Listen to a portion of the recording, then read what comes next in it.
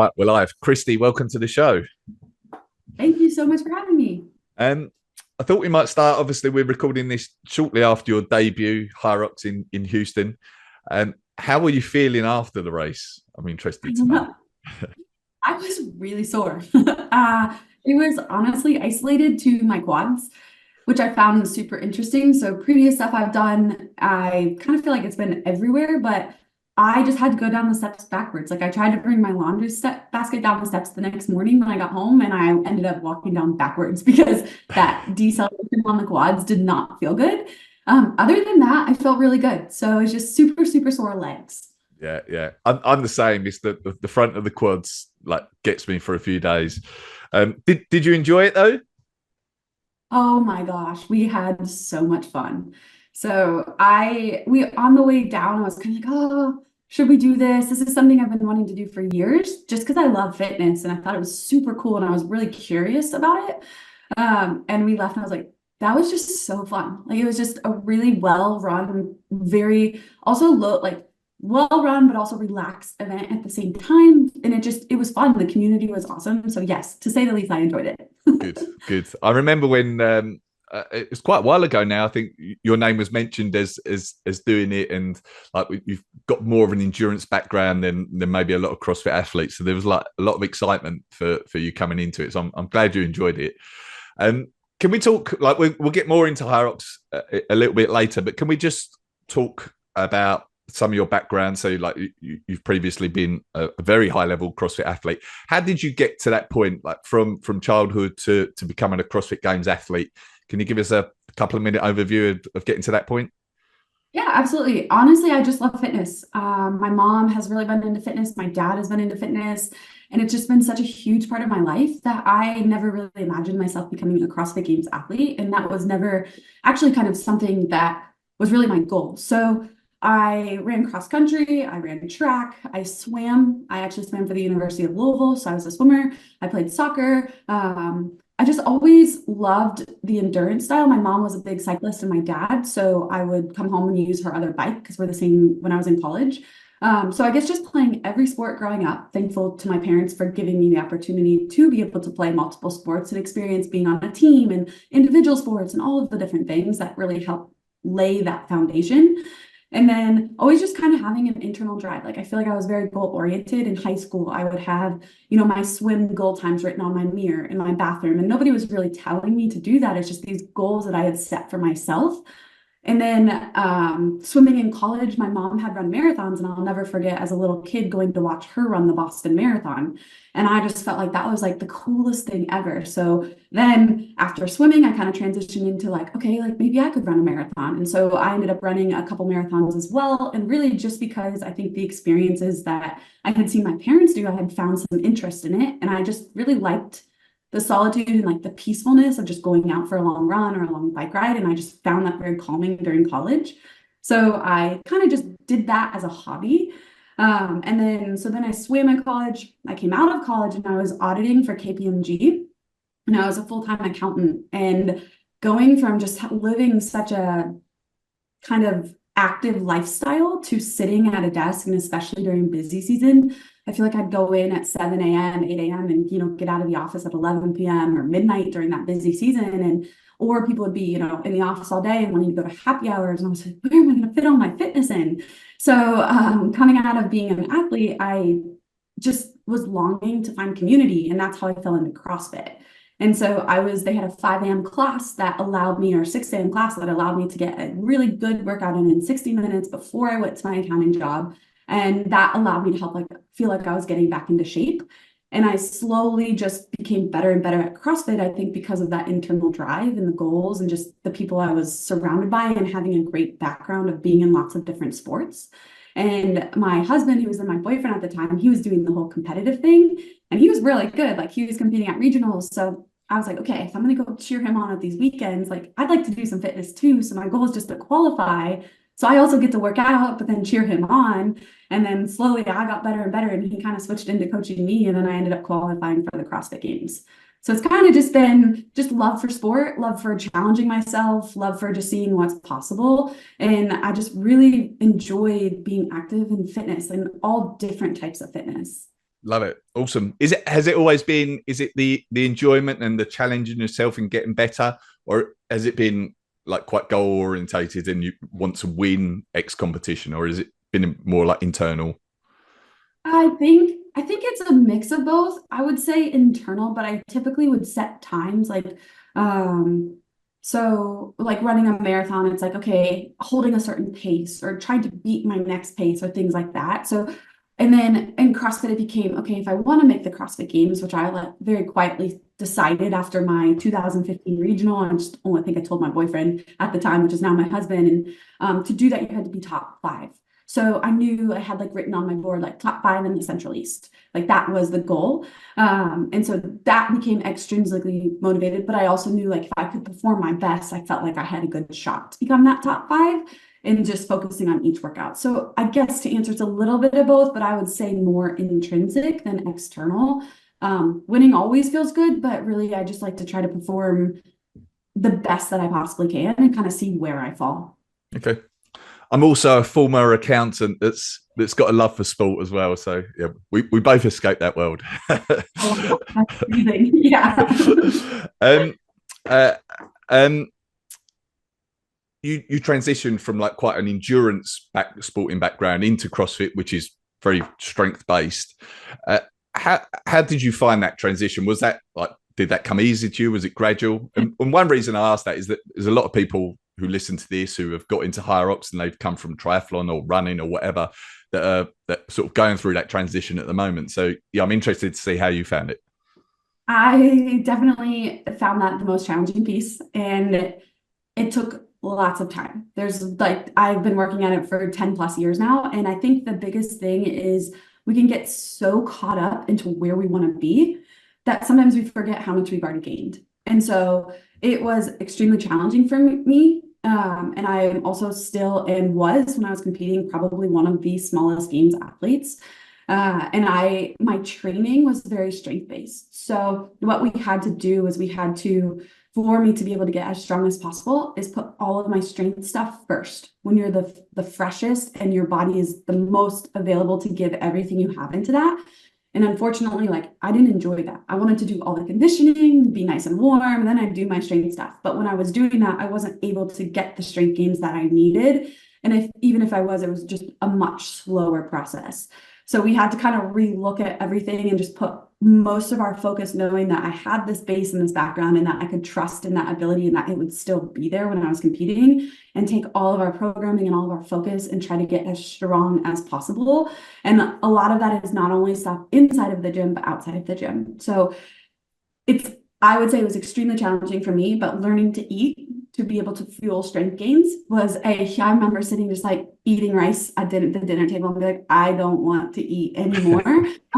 But you have to eat. And that was like a big hurdle for me. Even when I got into CrossFit, was learning how to eat to fuel for the style of training I now was doing. And then sleep is super, super important. Protein, like all of those things, plus putting all of your focus in the gym. So it was not easy.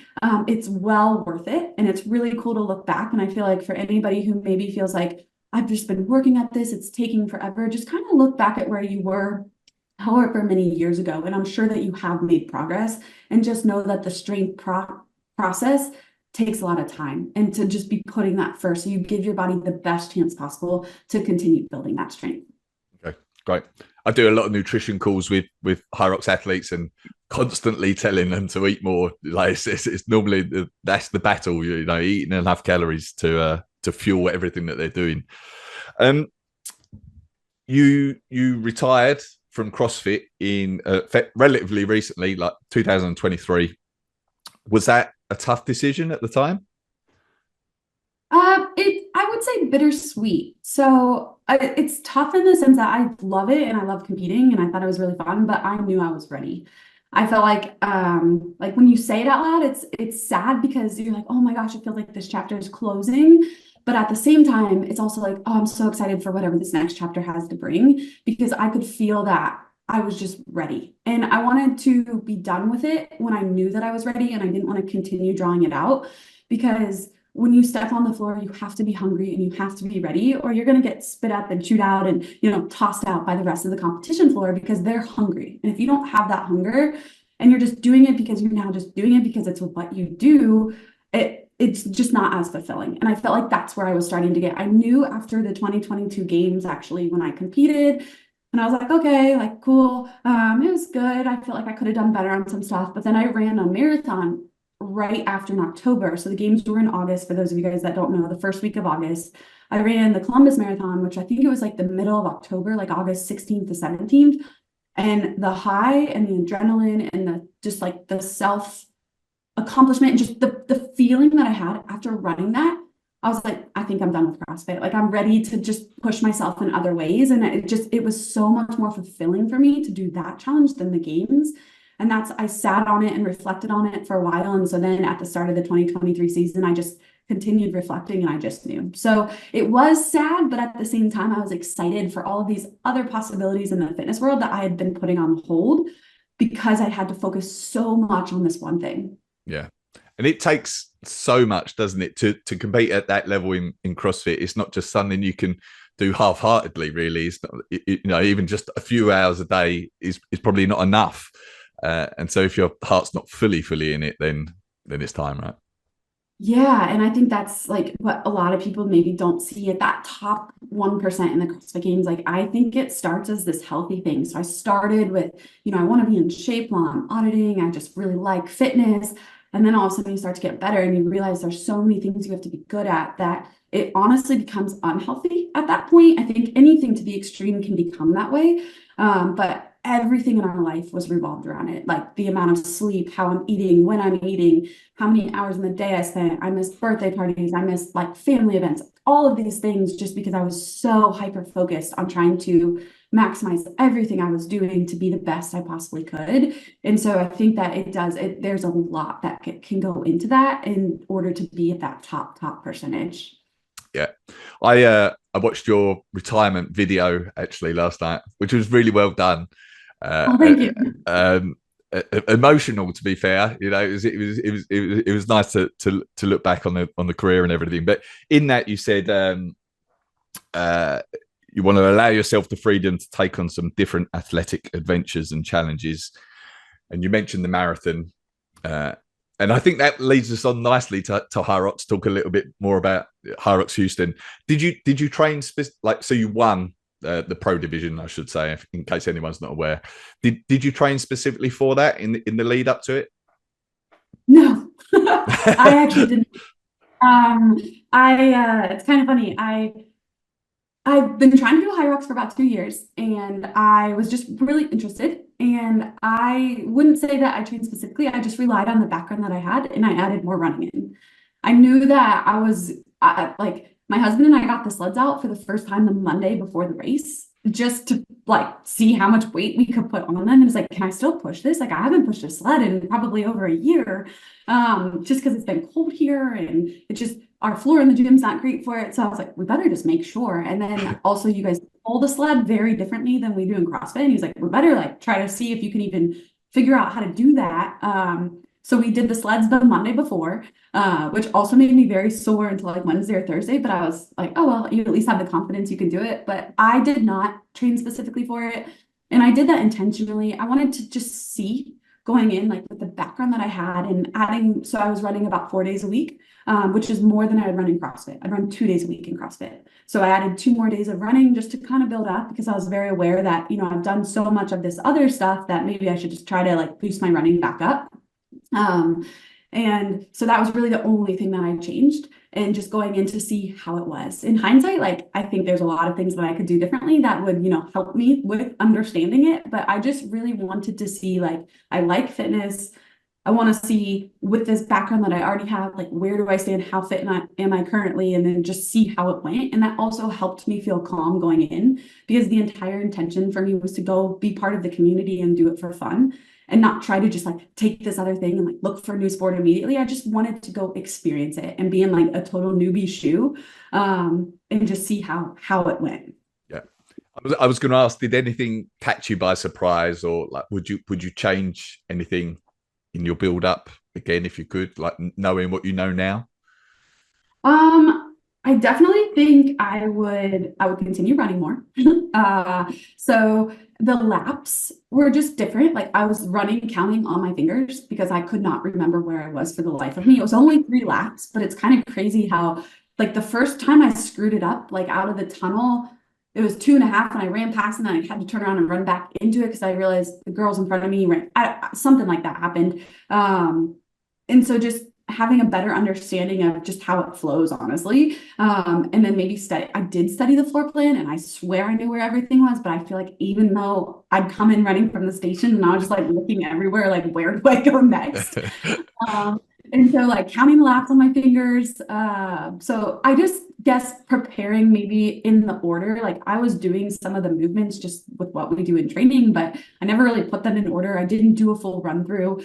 So I think just having done one, I'd feel more prepared going into it and having a better understanding. But yeah, I just wanted to do it for fun. So yeah.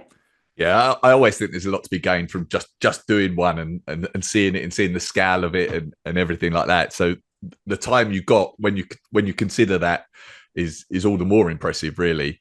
Are you planning on doing another event soon? Do you know yet? Or Well, so that I actually just learned about how it all works. So they say that you could qualify for the Elite 15 at Anaheim. So my husband and I hadn't really planned on doing one. I definitely will do another one in the future. And we have so much interest with our IBEX community and our gym community here. I'm hoping there's one in the Midwest sometime soon because people would love it. Like I've gotten so many questions. So I was kind of waiting to see like what the fall schedule looks like, but now Anaheim's kind of just popped up. So we're considering it. It's definitely not out of the picture. I wasn't like looking for a new sport, but at the same time, I feel like this just fits really well with all of the things that I love to do. yeah, So maybe giving that one a go and just seeing, like now that I have a little bit of experience, could I do better? I'm not sure. But maybe training some more wall balls because I did, to answer your last question also, the wall balls were terrible. I don't know if it's a mindset thing, but I was like, oh yeah, that's going to be a breeze. Like I do so many wall balls. I must have done 10 sets, I think. And I dropped the ball and I just like looked at my husband like, what is happening right now? Like, I don't even know if I can get through these, which I thought was going to be the easier part because we do so many wall balls in CrossFit. So those are no joke at the end of that race. So preparing, I would do more wall balls under fatigue. But yeah, maybe we'll pop into California. We haven't really decided. I was kind of looking at a calendar, just trying to see. I think it would be really fun to try to qualify and get to race with the best of the best, just because now I've gone on YouTube after we got home and I was kind of watching some of those races and it just looked really cool. And so we're thinking about it for sure. Okay, awesome. You mentioned like your gym community and there's a lot of interest in that. I was going to ask you like your just like perception of Hyrox as a whole. Can you see it continuing to grow? Like you've obviously experienced CrossFit for many years. Can you see it sort of reaching those sort of levels? Oh my gosh, yeah. I think actually, I think a lot of people are just not familiar with it. And I think same with us. Like we went in and we didn't know what to expect. And the experience was so great. The community was so great. And the accessibility of it and the movements that they've chosen. So for me leading into it, like I didn't change a whole lot. I just did a lot less high skill gymnastics because I don't need to be doing ring muscle ups or things like that. And less Olympic weightlifting, which in CrossFit, those are the two things people struggle with the most. And it's kind of that barrier to entry is the heavier barbell, the higher skill gymnastics, the Olympic weightlifting, and those things aren't in Hyrox. And so anybody can walk in, like anybody with some sort of fitness background, and you can walk in, you can do it with your buddy if you're intimidated. They've got a slower lane and a faster lane, which I was like, this is so cool. Like there's people walking if they need to take a break. And it's just the accessibility for the community and the energy and the vibe that comes around with it. I definitely see as people continue to give it a try and learn about it, I can absolutely see it growing. And even people in our gym, they're like, I didn't even know what that was. All week, people have been asking me questions like, I'm online looking when the next race is. Like, where's the closest race to us? Because we have such a large group that loves, they love CrossFit, but they also love running. They just like fitness. And I think that's what Hyrox has done a beautiful job of blending for people, making it accessible so where the barrier to entry is a little bit lower. It's just, a fitness event. Yeah. And it's great. And people can compare their time against someone like you, for example, and, know where they stand and be on the course at the same time. that kind of thing is really nice about it, I think. You like with the accessibility and lower skill, and we talked earlier, like in CrossFit, you're spending hours and hours every day at the top level training for that. Do you think if you were to go all in on Hyrox, for example, do you think the training needed for it would be significantly less than what you might have been doing for CrossFit?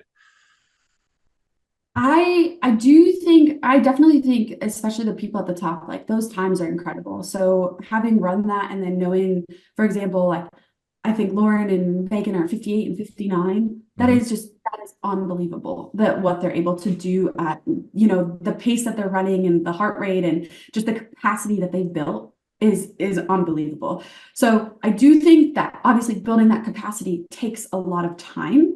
I think there's a lot of science behind it that you can do, and I think there are less movements. So with CrossFit, I don't want to say the problem, but what we would have to do is there's so many things that we would have to spend time trying to shore up and improve, because the more well-rounded you can be, the better you typically do when you go compete in a 13 event.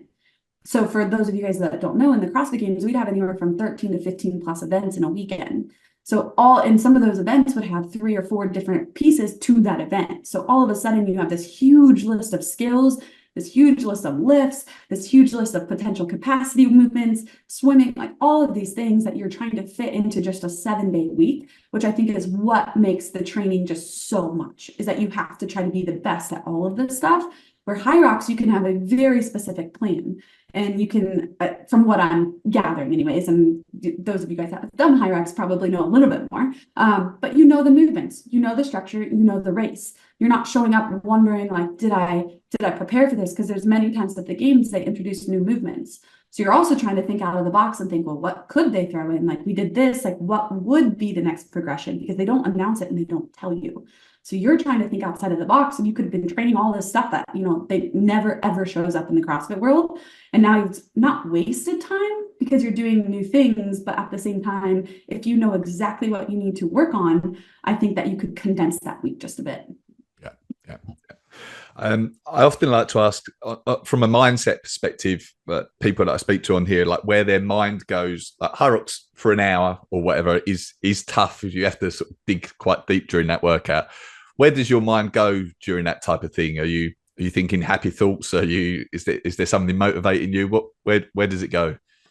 Yeah, honestly, this might sound weird to people, but I feel like it's similar to when I run a half marathon or marathon. I feel like it's the most quiet. I'm just happy and I'm just engaged, and like, okay, if at one point I came off the ski erg and I was like, I think middle of the pack, it's like, okay, like can you improve your pace to try to get to that next girl that's in front of you? Okay, feeling good. Like, let's try to get to the next girl. And that's usually how I would race a running race, like a half marathon or a marathon. And it's just like, I do feel like that's why I love running so much, is I just feel like my mind kind of goes quiet. It's a time for me to just organize my thoughts and just kind of feel at peace with all the other stuff that I have going on in the world. And I feel like I was just trying to take it in and tell people good job as I ran by, or some people would wish me or tell me good job. And it's just like trying to be in the moment. And then the other thing, I was constantly just repeating my laps. So when I that first one up, I was like, okay, Kristi, you have to be engaged. Like, you cannot lose focus here or you will forget where you are. So I was like, okay, one. Okay, that was 1. Okay, 2. And I was literally just counting on my fingers. So I think a lot of my focus went into actually remembering what lap I was on and then trying to remember what station I just did. So I didn't go there and I went to the next station. Yeah. Okay.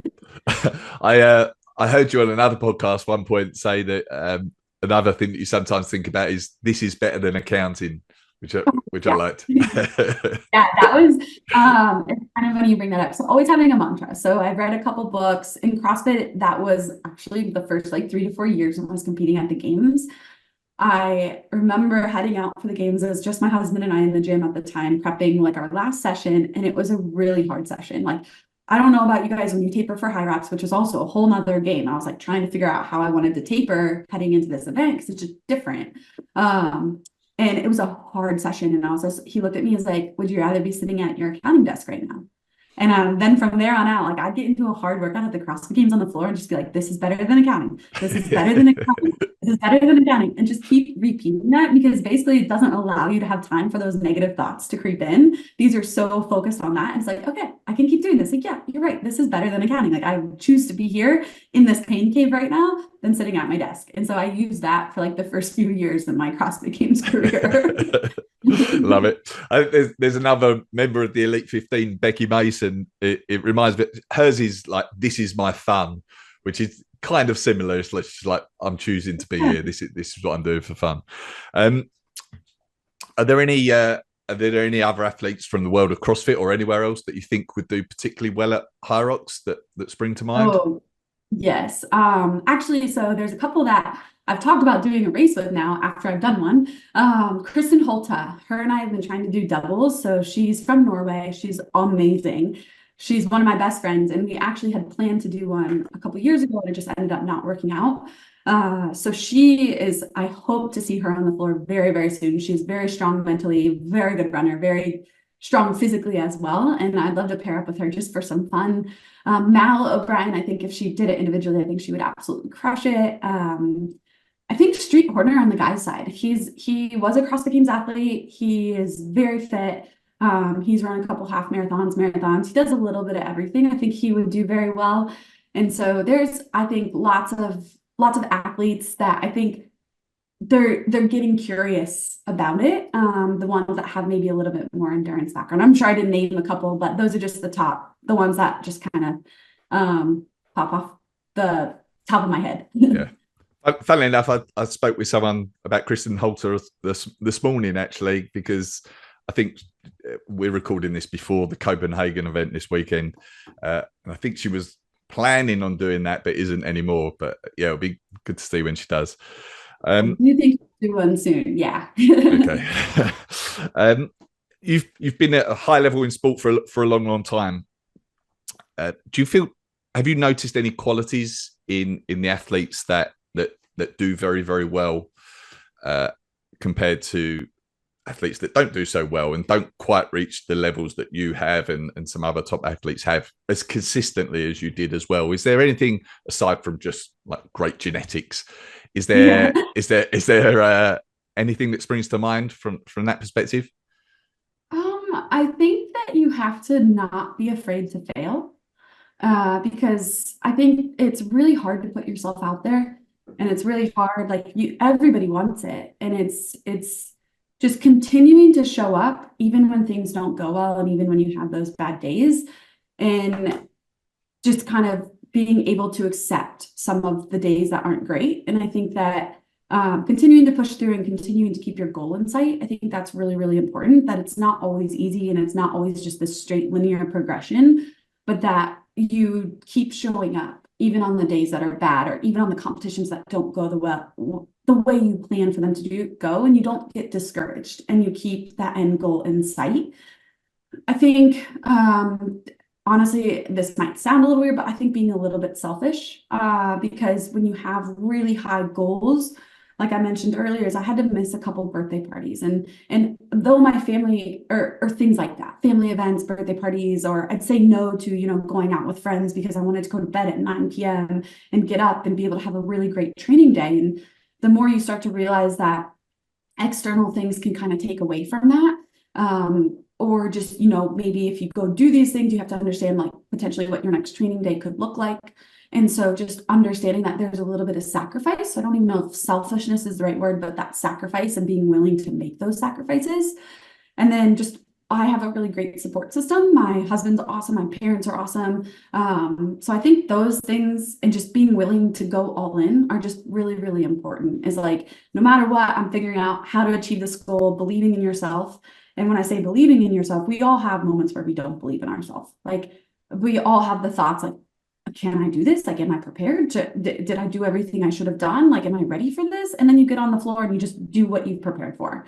And so just being able to put all those pieces together, I think those are some qualities that at least that have helped me get consistently back to the games each year and perform at a high level. That's great. There was a few things in there that reminded me of previous conversations that I've had on this podcast. Actually, one was I spoke with James Newbury, and I asked him the same question about him and Tia, really, because he'd spent a lot of time with Tia, and he said that, like, Tia, like, if there was ever a bad session, like, if anything, it would fuel her for future sessions. It like it wouldn't stop her coming back. It wouldn't get her down. It would just like drive her, if anything. And that, like, consistency over time, like, was obviously beneficial. And then also you said like not being afraid to fail, which again is something that's come up an awful lot, actually. I spoke with Eve Muirhead, an Olympic medalist, and she said, like, her real success at an Olympics came when she wasn't afraid to fail anymore. And like Chris Hinshaw, I spoke to, who sort of said, like, you can't be afraid to fail, and you have to take risks in sport to try and reach those top levels. So it's interesting that it's like that repeatedly comes up on this podcast, I think. You obviously have worked very hard. Like, you put in a lot of hours. You want to push yourself, but there is, like, presumably there's this constant battle between, like, training hard, pushing yourself, but then not going too far and not overtraining, not fatiguing yourself and compromising other sessions. I don't know if there really is an answer to this, but how do you find that balance? How have you thought about that in your career?